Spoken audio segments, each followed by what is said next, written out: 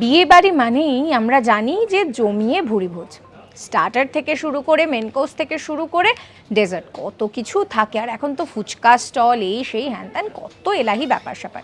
কিন্তু জানেন এমন একটা জায়গা রয়েছে যেখানে কিন্তু এই এত পদ যদি বিয়ে বাড়িতে রাখা হয় তাহলে যে আয়োজন করবে তাকে কঠোর শাস্তির মুখে পড়তে হবে।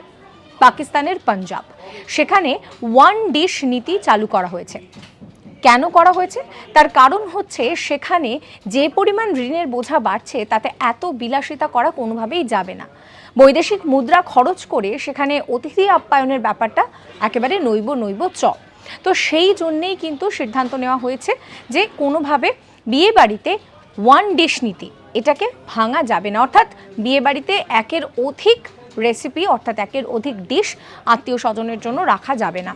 এক তো যাতে খরচা কমানো যায় সেই ব্যাপারটা, এবং অন্যদিকে যাতে আন্তর্জাতিক এই ঋণের বোঝা কমানো যায় তার জন্যই এই সিদ্ধান্ত নেওয়া হয়েছে। এর আগে কিন্তু 2022 সালে একটা সিদ্ধান্ত নেওয়া হয়েছিল যে রাত 10টার পরে বিয়ে বাড়ি সেখানে অনুষ্ঠিত হওয়া যাবে না। এই রকম সমস্ত কন্টেন্টের জন্য সাবস্ক্রাইব করতে ভুলবেন না আজ তাক বাংলার ইউটিউব চ্যানেলকে।